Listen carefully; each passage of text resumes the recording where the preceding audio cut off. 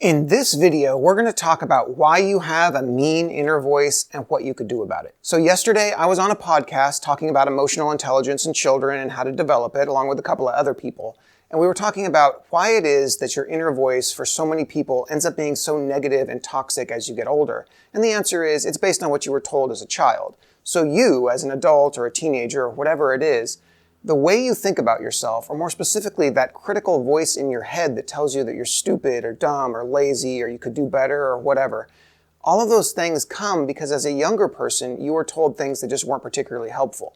If the people around you are not particularly encouraging and are not kind to you, you tend not to be kind to yourself later on in your life. So while that podcast was more about what you could do to small children like preschool age in order to help them grow into the best adults they can be, this video is more about what to do if you already are an adult or already are a teenager or already have that critical voice, and just understand where it comes from and how you can best tackle it. So to start, you want to recognize that the inner voice is not an accurate view of who you actually are. It is based upon what you were told when you were younger. The meaner your parents were, the meaner the people around you were, the more likely you were told that you were stupid or wrong or whatever, the more likely you are to have a critical inner voice. And this is ingrained in our culture. For example, when you're in school and the teacher calls on you and asks you to answer a question, you're not allowed to say, "I don't know." I don't know is the most reasonable answer to any question you will ever be asked.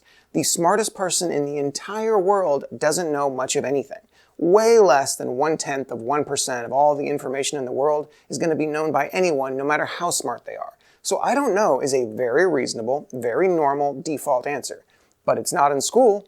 In school, you're told if you don't know, you're getting in trouble. That means you weren't paying attention, you weren't listening, something's wrong with you, you're dumb.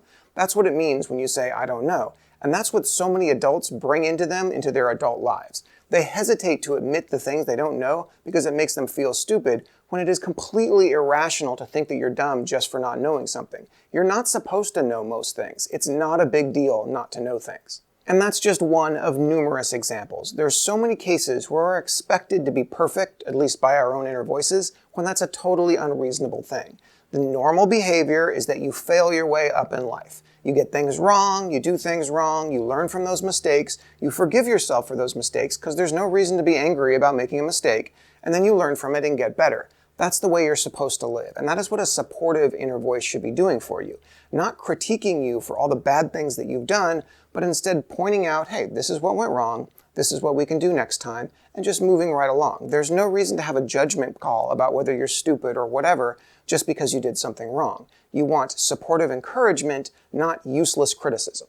Now I go into controlling your inner dialogue and how to have more positive thoughts so that your life will be significantly easier in much more detail in the Social Skills Mastery online training program linked in the description below. But I want to give you a couple of tips here so you can start working on this right now. The first thing to recognize is that your inner dialogue is not necessarily correct. You want to be critical of what it says to you. You want to recognize, is that the truth that I was just told, or is that just unnecessary meanness?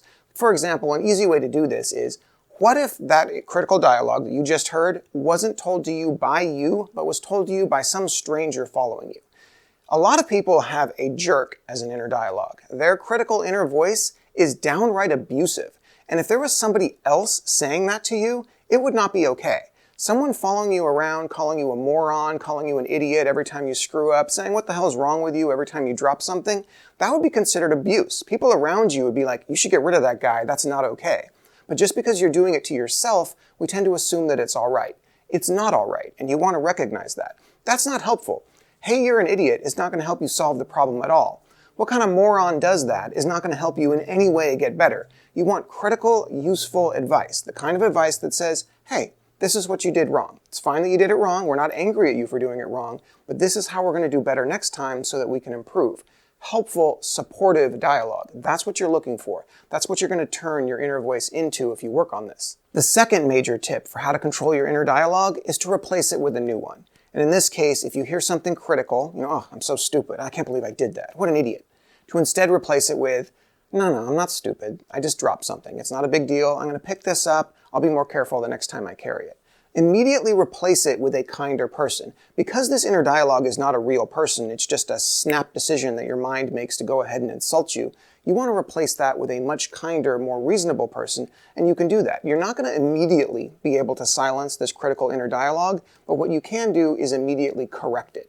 Every time it says something rude and unnecessary and unhelpful, go ahead and correct it with a much more compassionate, much more supportive, much more encouraging inner dialogue that actually encourages you to be better. Because the fundamental problem with "you're an idiot" is that it in no way helps you solve the problem. You're going to be just as much of an idiot next time because it didn't even help you get better. You want your inner dialogue to be encouraging for good support, the kind of support that actually makes you better and better so you're less likely to make mistakes in the future.